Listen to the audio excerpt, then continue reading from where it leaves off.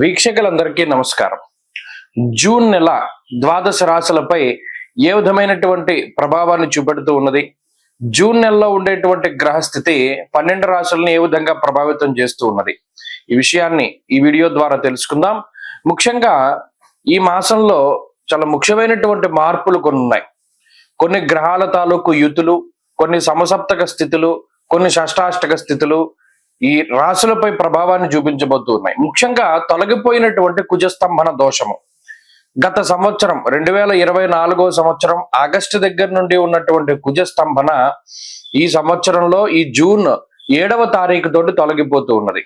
నీచక్షేత్ర స్థిత కుజుడు దాదాపుగా చాలా ఇబ్బంది పెట్టినటువంటి సందర్భాల్లో, అంటే కుజ సంబంధమైనటువంటి వ్యాపారాలు, ట్రాన్స్పోర్ట్ కానీ, లేకపోతేనేమో బాణసంచాల తయారీ కానీ, పేలుడు పదార్థాల తయారీ కానీ, రియల్ ఎస్టేట్, ప్రధానంగా automobile industry, spare parts industry, ఇలా కన్స్ట్రక్షన్ ఓరియంటెడ్ ఇండస్ట్రీస్ ఏవైతే ఉన్నాయో ఇవన్నీ కూడా చాలా ఇబ్బందికరమైనటువంటి పరిస్థితులను ఎదుర్కొంటూ ఉన్నటువంటి పరిస్థితులు.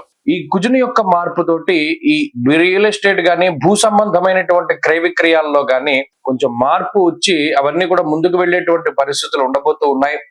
అలాగే కుజకేతువుల యొక్క యుతి చాలా ముఖ్యమైనటువంటి విషయంగా చెప్పుకోవచ్చును. అలాగే కుజరాహువుల యొక్క సమసప్తక స్థితి కూడా, ఎందుకంటే కుజకేతువుల యుతికి ప్రాధాన్యత ఎప్పుడు అంటే కుజరాహువులు సమసప్తకాల్లో ఉంటారు కాబట్టి.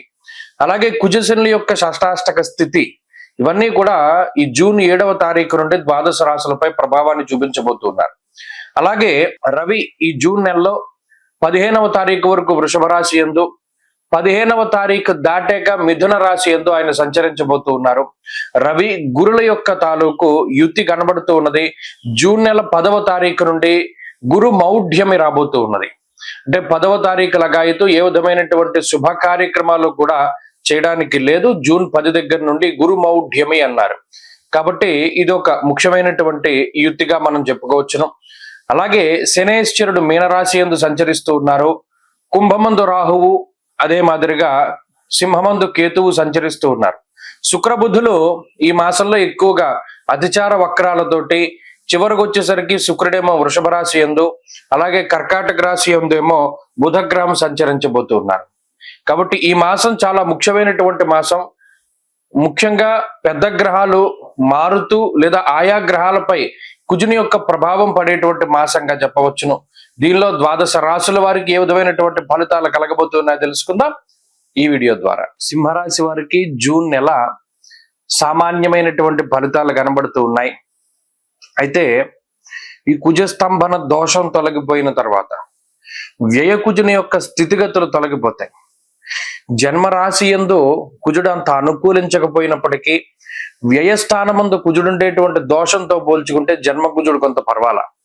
సింహరాశి వారు గమనించండి, గత సంవత్సరంగా ఉండేటువంటి పరిస్థితుల్లో సుఖమైనటువంటి నిద్ర లేదు. అంటే కంటిన్యూస్ గా రాత్రి పడుకున్నటువంటి పరిస్థితులు ఉండవు.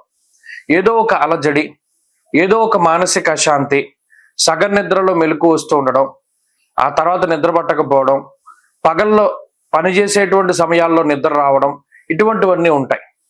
అలాగే ఖర్చు పెట్టేటువంటి ధనం కూడా, అయ్యో మనం ఇది అనవసరంగా ఖర్చు పెడుతున్నాం, వీడు మనల్ని మోసం చేస్తున్నాడు, ఇందులో చాలా ఇబ్బందులు ఉన్నాయి అనేటువంటి విషయం తెలిసినప్పటికీ ధనాన్ని ఖర్చు పెట్టవలసినటువంటి పరిస్థితులు, కొన్ని అనవసరమైనటువంటి ప్రయాణాల రీత్యా చాలా ఇబ్బంది పడ్డటువంటి పరిస్థితులు, ఇవన్నీ కూడా ఈ రాశి వారిలో ఎక్కువగా ఉంటాయి. ఇప్పుడు ఆ కుజుని యొక్క మార్పు వల్ల ఈ మాసంలో ఇవన్నీ తగ్గుముఖం పట్టడానికి అవకాశం ఉంటుంది. ఈ మాసంలో గురు బలం ఉన్నది, రవి బలం ఉన్నది. అలాగే ఈ కుజకేతువులు కలిపి జన్మరాశి స్థిత గ్రహాలుగా ఉన్నప్పటికీ కూడా అంత మరీ పాడు చేసే పరిస్థితులు లేవు. ఎందుకంటే గురుడు లాభస్థానంలో, యశోవృద్ధిర్ బలం తేజ సర్వత్ర విజయ సుఖం, ఏమైనా కానీ నేనున్నా అనేటువంటి విధంగా ఒక దైవ బలం, ఒక గొప్ప పాజిటివ్ ఎనర్జీ, ఒక పవర్ బ్యాంక్ అంటారు చూసారా, అలా ఒక గొప్ప పాజిటివ్ పవర్ బ్యాంక్ అన్నది సింహరాశి వారికి ఉన్నది. చాలా గొప్ప శక్తి. ఏ చిన్న ఇబ్బంది వచ్చినా దేవుడు కాపాడేస్తూ ఉంటాడు. అలాగే ఏదైనా రాంగ్ ట్రాక్ కి వెళ్తూ ఉన్నా, ఆలోచనలు ఎప్పుడైనా పక్కదారి పడుతూ ఉన్నా, ఏదైనా సరే వెంటనే మళ్ళా దాని నుండి వెనక్కి వచ్చేసేటువంటి పరిస్థితులు ఉంటాయి. ఇలా అన్ని విధాలుగా కూడా సింహరాశి వారికి గురుడు దశమ స్థాన స్థిత రవి అర్ధసిద్ధి సదారోగ్య, అటు ఆర్థిక పరిస్థితుల్లో కానీ ఆరోగ్య పరిస్థితుల్లో కానీ కించిత్ ఏదైనా మార్పు వచ్చినా వెంటనే పనిచేసేటువంటి విధంగా రవి గురులు అక్కడ రెడీగా కూర్చున్నటువంటి గ్రహాలు. కాబట్టి కుజకేతువులు, అష్టమంలో శనేశ్వరుడు, సప్తమ రాహు, ఈ మిగతా గ్రహ సంపత్తి ఏది ఇబ్బంది పెట్టినా కూడా రెండు చాలా పనిచేస్తున్నాయి. చూడండి, మన ఇంట్లో బ్యాటరీస్ అవి ఉంటాయి, కరెంట్ పోయినప్పుడు మళ్ళీ వెంటనే పవర్ సప్లై వచ్చేస్తుంది. అలాగే ఈ కుజకేతువులు గాని, శని గాని సింహరాశి వారిని ఏదైనా బాధ పెట్టాలి అనే ఆలోచన వస్తే చాలు గురు రవులు బలంగా పనిచేస్తారు. కాబట్టి అదొకటి చాలా గొప్ప శక్తిగా చెప్పవచ్చును. ఆత్మస్థైర్యం ఎక్కువగా ఉంటుంది, చేసే ప్రతి పని మీద శ్రద్ధ చూపిస్తూ ఉంటారు, ప్రతి పనిలోనూ చాలా క్షుణ్ణంగా ఏకాగ్రత ఉంటుంది, అన్నిట్లోనూ కూడా ముందుండేటువంటి ప్రయత్నం చేస్తూ ఉంటారు సింహరాశి వారు. కాబట్టి అన్ని విధాలుగా కూడా సింహరాశి వారికి ఈ మాసం చాలా మంచి మాసము. ఉంటాయి కొన్ని ఛాలెంజెస్ ఉంటాయి, కొన్ని ఒడిదుడుకులు ఉంటాయి, వాటన్నిటిని కూడా తట్టుకుని నిలబడగలిగేటువంటి శక్తి గ్రహస్థితి ఇస్తుంది. ఉద్యోగపరమైనటువంటి ఎదుగుదలకి అవకాశాన్ని కల్పిస్తుంది, వ్యాపారపరమైనటువంటి ఎదుగుదల ఉంటుంది, అలాగే ఉద్యోగపరమైనటువంటి మార్పు, స్థాన చలనము ఇటువంటి వాటికి అవకాశం ఉంటుంది. అలాగే ప్రత్యేకించి సమాజంలో ఉన్నత స్థాయిలో ఉండేటువంటి వర్గం ప్రజల తాలూకు అండదండలు ఉంటాయి. మీకుండేటువంటి స్కిల్, మీకుండేటువంటి నాలెడ్జ్కి తగినటువంటి ప్రతిఫలం ఉంటుంది, మీరు కష్టపడ్డ దానికి సంబంధించినటువంటి ప్రతిఫలం ఉంటుంది. ఇలా ఆర్థిక పరంగా, ఆరోగ్యపరంగా ఉండేటువంటి అన్ని విషయాలు కూడా సింహరాశి వారికి చాలా బాగున్నాయి. ప్రత్యేకించి భూపరమైనటువంటి లావాదేవీలు, ఇల్లు అమ్మకాలు కొనుగోలు లేదా స్థల అమ్మకాలు కొనుగోలు లాంటి విషయాలు ఇవన్నీ కూడా చాలా అనుకూలంగానే ఉన్నాయి. అన్ని విధాలుగా కూడా ఈ మాసం బాగున్నది.